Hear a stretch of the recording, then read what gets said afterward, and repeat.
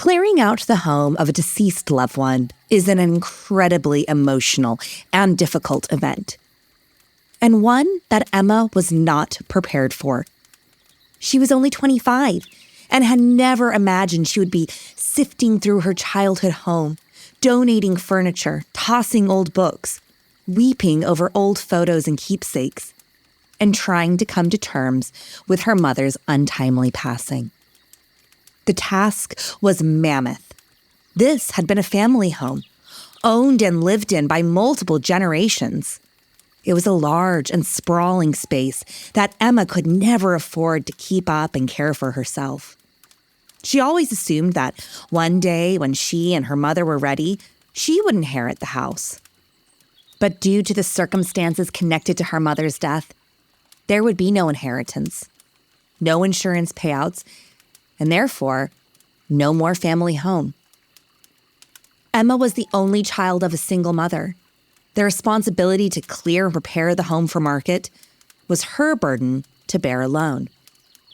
It was an impossible task to face, for even though the house held many sad memories, such as being the location of both her mother and grandmother's passing, it was still home, and the place where she felt closest to them. Emma's grandmother had died in the back parlor in her late 80s.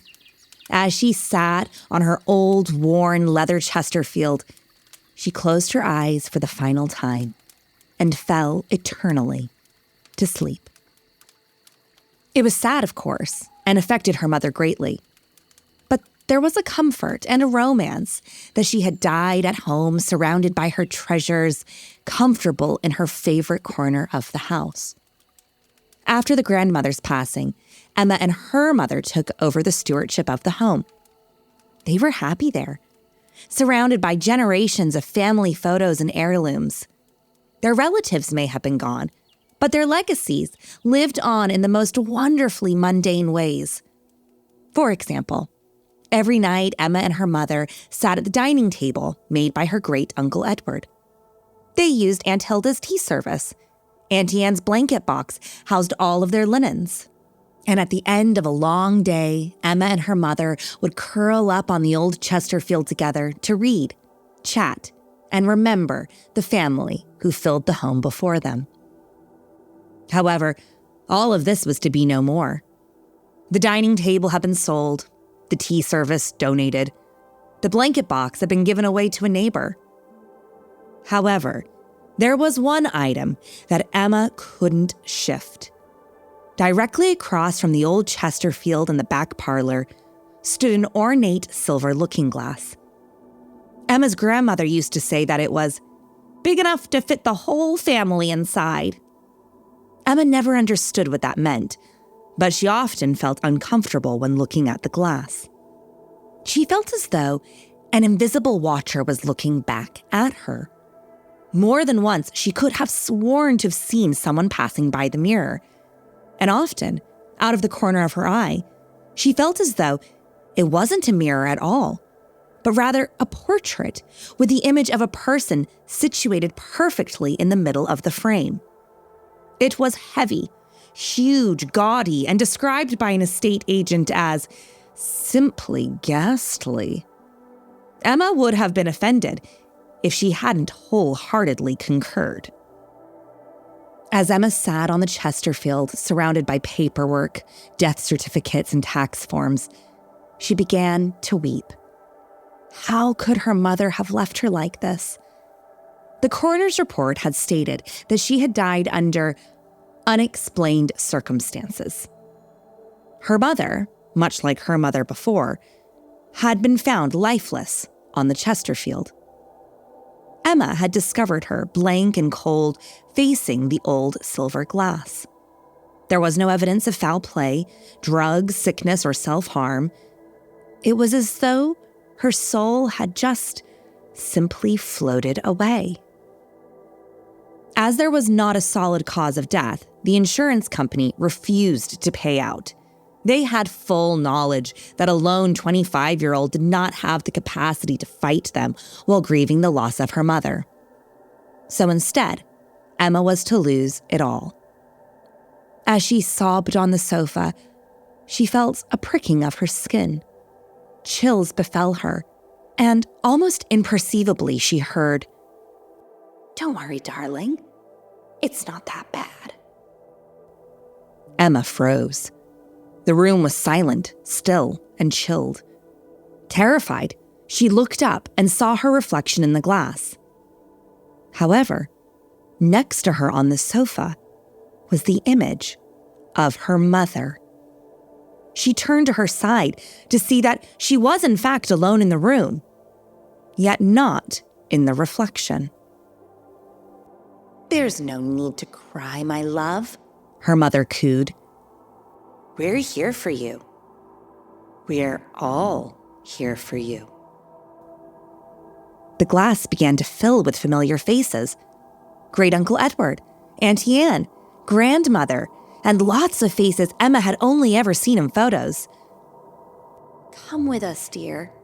Leave all that pain behind. You'll be happy here.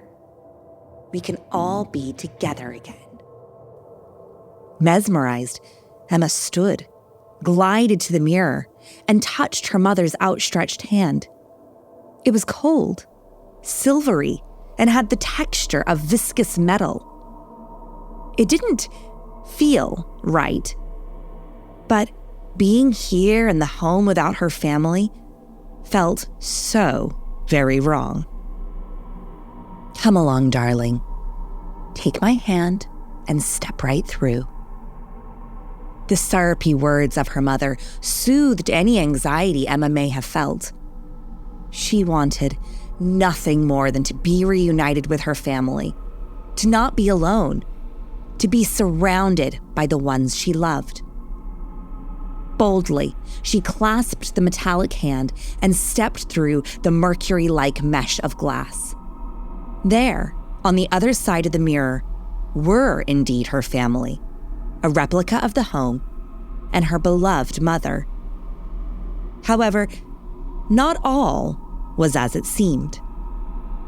For you see, when you look into a mirror, you're not seeing yourself or the world around you as it is, but rather an inversion, a reversed reflection, if you will. And if you were to step into that world, it would be the opposite of the reality you exist in today. And all the things that drew you into it could be the very monsters that you will forever try to escape.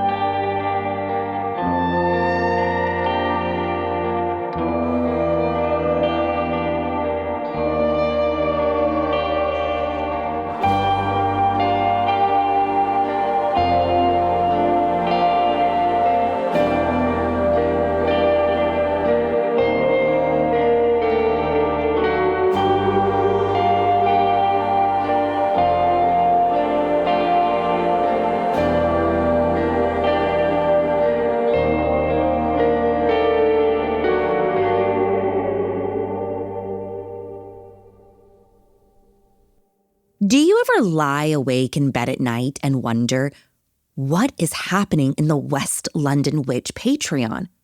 Are you plagued by the feeling that you're missing out? Do you want more content and a sneaky look into the inner workings of the West London Witch? Well, I just wanted to pop in and say that joining Patreon is super easy and affordable.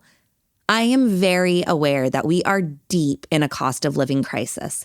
So for as little as $1, €1, £1 a month, you can unlock the entire West London Witch Patreon and gain access to loads of additional content that you will never experience here on the main show.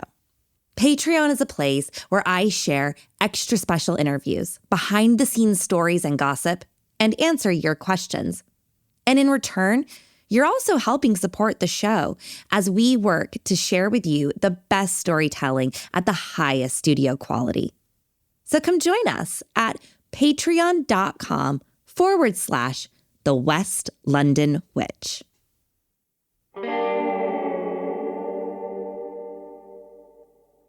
Hello and welcome to episode 73 of The West London Witch, a podcast where we share stories about those moments where we find ourselves very much not alone. I am constantly receiving messages from listeners who love to hear about the experiences and personal stories from paranormal investigators. Kathleen is the owner and lead investigator at Witch City Paranormal, based out of Salem, Massachusetts. With over 20 years of experience, Kathleen truly has honed and refined her craft and has more than a few incredible stories to share with us today. So pack your bags, friends, as we embark on a paranormal adventure that will take us to some of the most haunted locations in the United States. I'm Rebecca Struzina, and this is The West London Witch, Episode 73, When in Witch City. What got me into the paranormal was I have a best friend who had moved out of town. We had met in second grade, and we knew each other for a few years before she moved away. And she had moved to a place that the house she lived in was actually an old funeral home. It was this eerie old funeral home, a big white house. You can kind of picture it, the big white house where you walk in with, old staircase, the old winding staircase that goes upstairs. So I had gone there for a week. I'd gone to visit her. It was over the summertime. My parents took me to visit her. I was about 12 years old. And it was my first time going there. And I didn't know anything about ghosts, never had a paranormal experience, nothing had happened. And this was back in the days of letter writing. We didn't have cell phones, we didn't have Facebook. So she would send me letters and she would tell me about this ghost that she had in her house. And she would play with her. And she had actually named her. She had named her Jessica. And she would say how much she loved her and she loved playing with her. And she couldn't wait to introduce me to this little girl, Jessica, that was in this old funeral home that she was living in. Shockingly, this didn't frighten or deter Kathleen. She was so excited to visit her best friend and was up for meeting Jessica as well.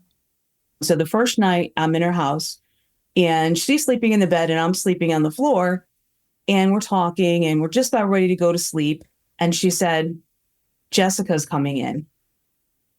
All of a sudden, this moment of terror comes over me and I'm laying on the floor and I went, oh my God, I don't know if I'm ready to see this. And I pull the covers over my head and I just hide and I'm like, I can't see it. I'm not ready. I'm not ready.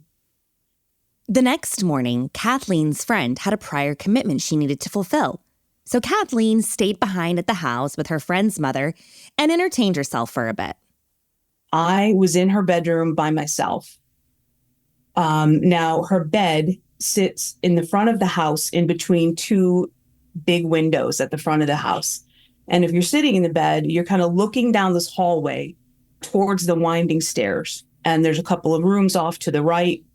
So if you leave the room, you have to pass those rooms and swoop down the staircase to get back downstairs to leave the house. So I'm sitting in the bed and I'm going over a yearbook that she has. I'm just sitting in the bed reading it. And all of a sudden, I had this really bad feeling that I was being watched. I'm alone. The only person in the house is her mother, and she's downstairs. And I could not get over this feeling that I'm being watched. I dismiss it and I'm thinking, no, it's okay. There's nothing there. And I just can't get over this feeling. The next thing I know, I keep hearing this tapping on the windows. And it starts to get louder and louder and louder. And now I'm going, what is that? And in my child's mind, I'm like, okay, it's a tree outside. It's a tree. There's a tree outside and it's hitting the windows. but okay, what's staring at me? Why do I think something's staring at me? I took the book I was reading and I threw it. And I ran out of the room as fast as I could down the stairs. I was terrified to run past those rooms. I didn't know what was there. I had no idea. Kathleen was so scared. She refused to go back upstairs. But she also didn't want to tell her friend's mom, as she wasn't entirely sure what she had experienced. So my friend came home later that day and I mentioned to her what had happened. And she kind of laughed and she said, yeah, they'll do that to you. So we walk up to her bedroom and she walks in front of me. On the wall, she has this little, I want to call it like a little curio cabinet.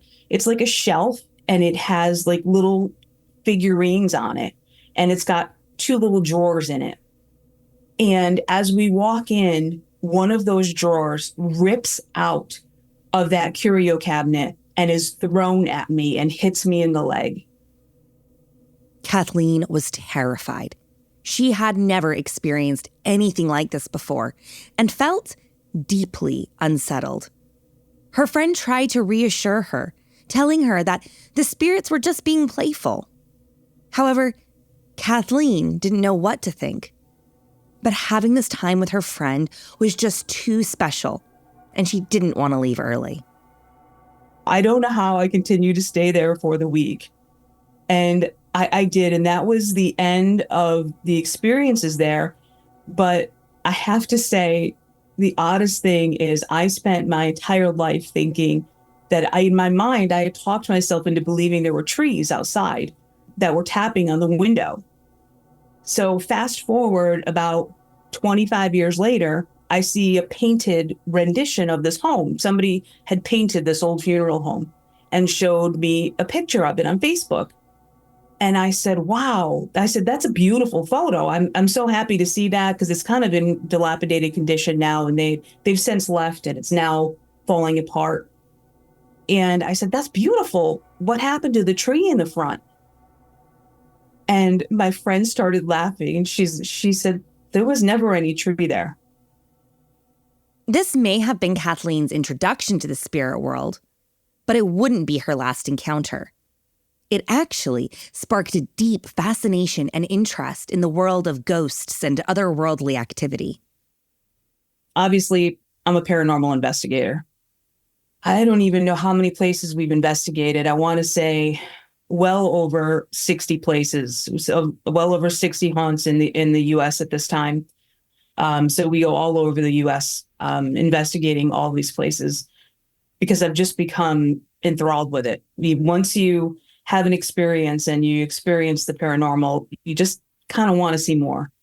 I have a lot of stories that I could tell you. One of them, and this one's actually a little bit embarrassing for me because I did something that you never do as a paranormal investigator, but I did it because it was terrifying. I wasn't going to tell you this story because I would never want to admit that I did this because it's something I tell people never to do. So we went to this asylum to investigate it called Trans-Allegheny Lunatic Asylum. Located in Weston, West Virginia, the Trans-Allegheny Lunatic Asylum was a psychiatric hospital that ran from 1864 until its closure in 1994. It is a massive Gothic come Tudor revival building and is actually one of the largest and grandest hand-cut stone buildings in the United States. It is a beautiful, yet haunting location, shrouded in hideous stories of patient abuse, vile and unethical care practices ranging from lobotomies to shock therapies, and grossly unsanitary conditions. It's a sad place that is rumored to be teeming with spirits ill at rest. So it's really torn down. Like it's not in good shape at all. There's water on the floors on the first floor. Some of the ceiling tiles are falling down. The paint's chipping off the walls. There's no electricity in any of these buildings, no heat. So our plan was to kind of walk up on every floor and see, where we wanted to investigate. So we got to the second floor of the medical building, and I looked down the hallway, and I said, I don't think we need to go any further. You kind of feel things when you do this for a long time. And I said, I think this is where we need to investigate. So we go down the hall, down to the end of this hallway. And I should preface this that my friend who lived in the haunted house she was with me, and she's actually a little bit sensitive. So she can see things that, other people can't see, can hear things. She agreed. She's like, you're onto something. There's something here. So we go to the end of the hallway. I'm, talking, trying to make some contact. And I immediately get this feeling. I'm like, I don't think whatever is here likes me. I'm get the feeling I'm being stared at, and they're not very happy. And she said, yep. She goes, whatever is here, she goes, it's you they don't like. They're staring at you intently. And she goes, it's a female, and she's staring at you intently. Kathleen decided that this would be the perfect opportunity to make contact with this spirit. She pulled out all of her equipment and prepared to reach out and establish a connection with whoever this woman was. So I go to get the equipment out, and I go to set everything up.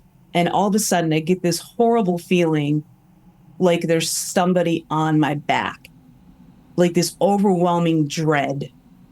And I immediately said, I don't think I should be here. I really think I need to go. And my friend said, you need to get the hell out of here. We started to walk down the hall, and we stopped because we saw these wet footprints in the hallway. And they were actually bare footprints. They looked like somebody had taken their shoes off and walked barefoot in the hallway.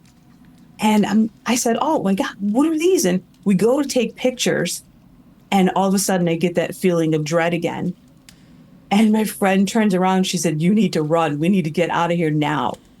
And I just panicked, and we took off running, and I actually ran out of the building, and I wouldn't go back in there. It's the first and only time that I've ever run out of an investigation and refused to go back in. Oftentimes you'll hear disembodied footsteps coming towards you. You'll hear something maybe running towards you, and they'll kind of rush up on you, and your fight or flight instinct will kick in. It's just a natural instinct. Your body will tell you to run. Whatever you do, don't run. Stand there and start talking. That's the best time, because they're there. This was a missed opportunity for Kathleen.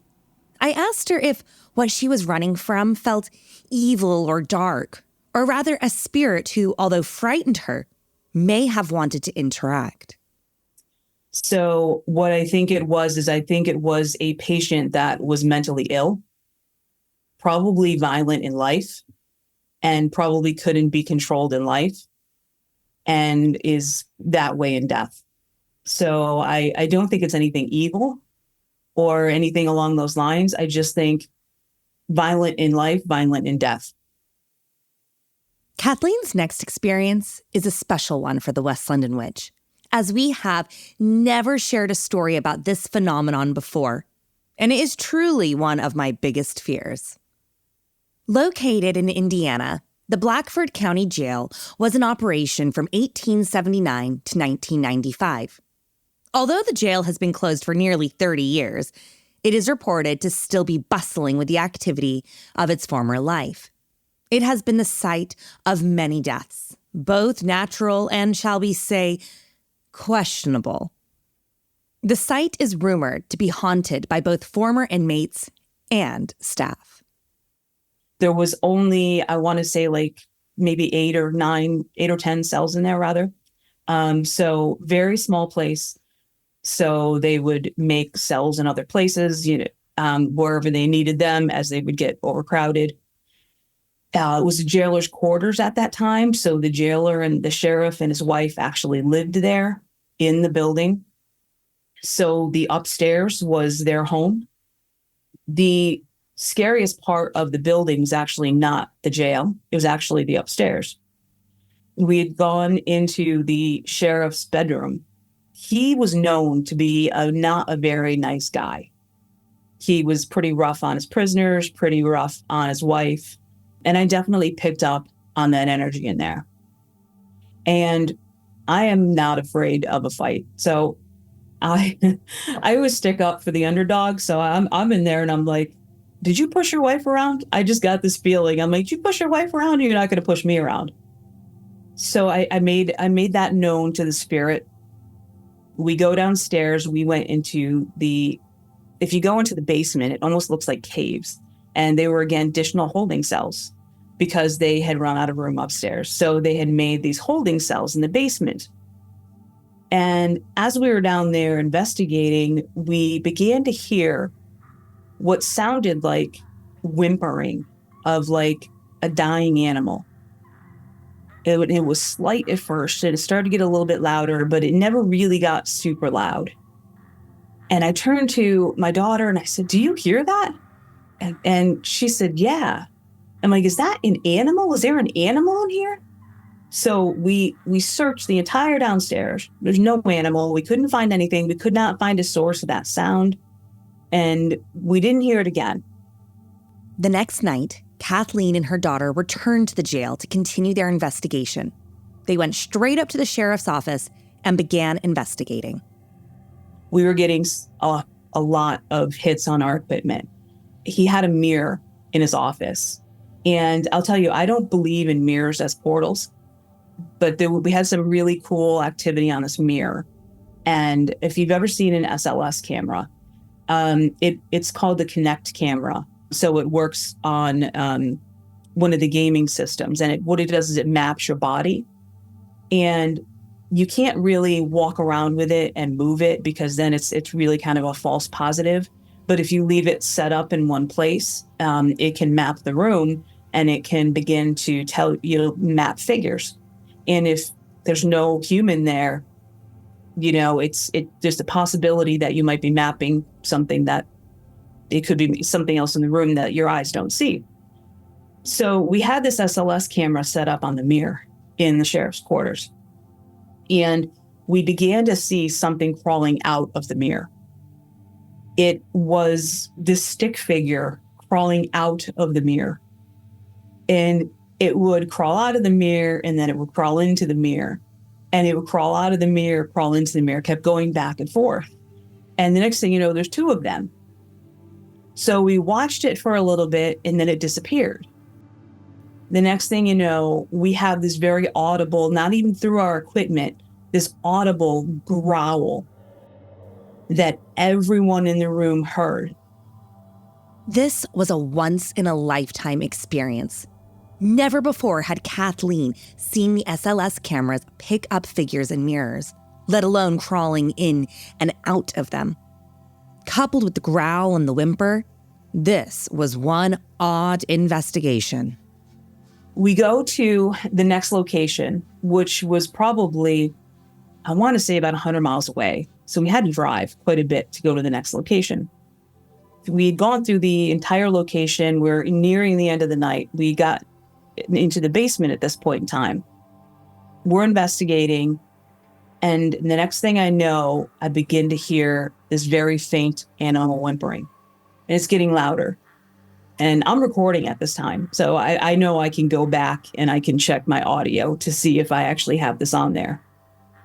I turned to my daughter and I said, you see, as it got a little bit louder, and it did it like maybe 4 or 5 times, I said, are you hearing this? Are you hearing that animal whimper? Or am I imagining that? And she said, nope, I definitely hear that. And I said, was that the same sound we heard at Blackford County Jail? She's like, sounds like it. So I stopped the audio and I played it back because I wanted to hear it. And sure enough, it was there. And we finished up the investigation. And I said, okay, let's call it a night. So there's bunk houses outside. Once you finish your investigation, you can crash in these bunk houses.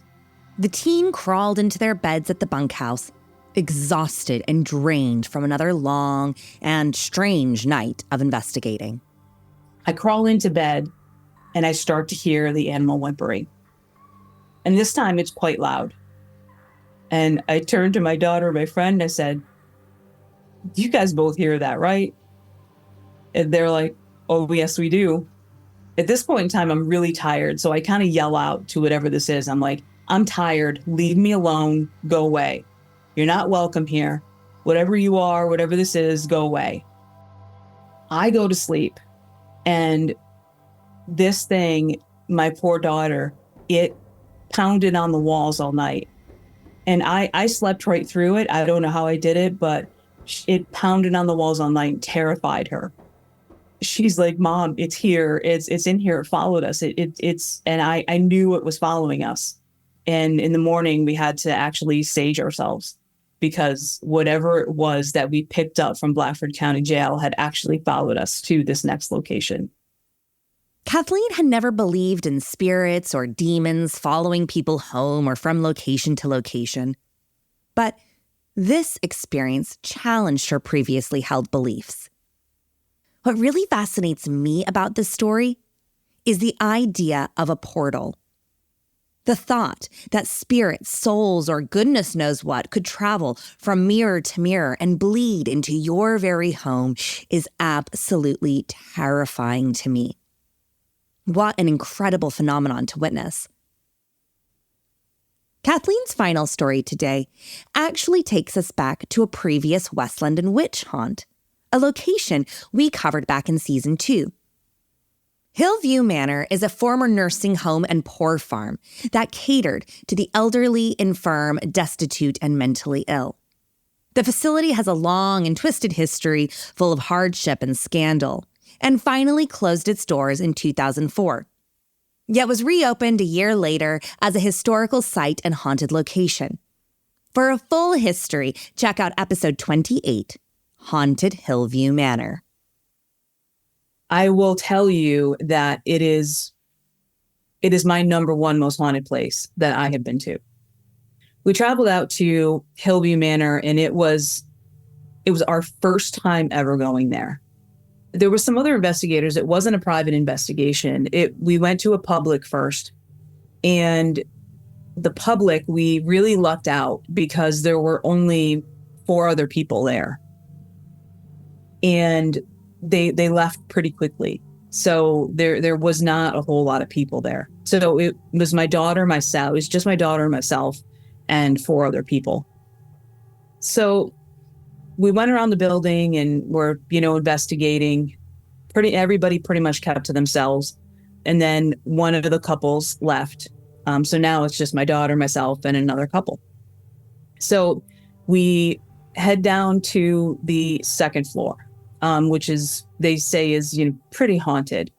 So as we walked onto the floor, we hear this super loud beeping, like a buzzer, super loud buzzer. So much so that it sounded like the audio system was going to go off, like an announcement was going to be made. Kathleen and her daughter stopped. Was this an announcement? A fire drill? A tornado warning? They waited for further information, but nothing followed. We continued on, and as we walked along, we ran into that other couple, and they said, "Oh, okay, cool. It was you guys. What room were you in?" We said, "What do you mean, what room were we in? We weren't in any of the rooms." And they said, "You had to have been in a room because one of the buzzers from the rooms went off." So we went into the nursing station, and sure enough, the light was lit up from one of the rooms that one of the buzzers had been hit. Perplexed, Kathleen switched off the call light and checked out the room that it was linked to. But she found nothing out of the ordinary, just an empty room. The other couple split off and headed downstairs to the basement, leaving Kathleen and her daughter alone once more. So my daughter and I stayed, and we went into the hallway by the nurse's station, which is known as, it's one of the shadow hallways there, they call it. A lot of shadow figures are seen. There's a little boy, Jeffrey, has a room there. He's known to make appearances there, play with your equipment, things along those lines. So we're kind of standing in between Jeffrey's room and the nurse's station. As the pair stood in the empty hallway, Kathleen called out, "Is there anyone who can direct me to the nurse's station?" All of a sudden, I hear my daughter, she's kind of murmuring, and she said, Mom? And I said, yeah, what? She's like, look. And I see like this bright white light flash. I immediately looked at her and I said, was that you? You have your cell phone on? She's like, it wasn't me. I don't have anything on. So we're staring at it. Now we're watching it. All of a sudden, you see really big, bright white lights coming at the nurse's station. Picture like the light from heaven that you would see, like the brightest white light. That's what these lights look like. One was shining up, one was shining down. They were coming down the hall. And I said, oh, okay, that's the other team. Those are the investigators coming. They're back. So we stood there watching for a moment. And then the lights kind of go into the nurse's station. The next thing we hear is a couple of footsteps coming out of the nurse's station. No people. Just footsteps coming out of the nurse's station. Where's the team that was investigating? Now we're curious. Okay, we need to go in there. There's nobody there. There's no other team coming down the hall. There's another room right in the hallway coming down near it. So I go into that room. I look, there's nobody there. I call out, anybody here? There's nobody answers me. We go into the nurse's station. We're trying to recreate the lights. Can we get these lights to recreate? Did something trigger? What triggered those lights? So we're like, what on earth is that? So we're standing there talking, trying to figure out what it is. And as we're doing that, we start to hear people talking. And it sounded like two men having a conversation. And I said, stop, wait a minute, do you hear that? And my daughter goes, yeah, I do. So my daughter starts yelling, hello, is there anybody there? And clear as day, standing right in front of us, a male voice said, hello. The response was so loud, clear, and distinct. Kathleen checked the floor again, as she was convinced it was too good to be true. Surely someone living responded. But the floor was empty. They were alone in the dark and now silent hallway. It was just a really profound experience. We wish we had turned on our video to see those lights again. It's something that you're probably never going to see again. You're never going to recreate that. And it was just one of the coolest things that the two of us have ever experienced. Every paranormal investigator I speak to says the same thing. Once you start having unexplainable experiences and encounters with the paranormal, it leaves you hungry for more. These are just a few of Kathleen's tales, and they won't be her last. As she continues on her paranormal odyssey, she will amass new spine-tingling moments and continue to have her horizons broadened. And the moment that you think you've seen it all, something pops up that shatters your paranormal paradigm.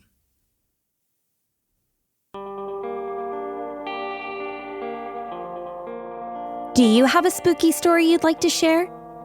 I'd love to hear it. Drop me an email at thewestlondonwitch@gmail.com or find us on Instagram and Facebook at The West London Witch. If you enjoyed today's episode, don't forget to subscribe, rate, and review. And come and follow us for additional content on Instagram and Facebook. Until next time, merry meet, merry part, and merry meet again.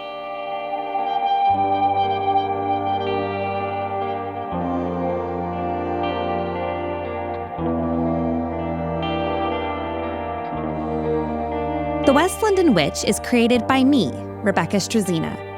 Our sound designer and production magician is the incredible Danny Cross.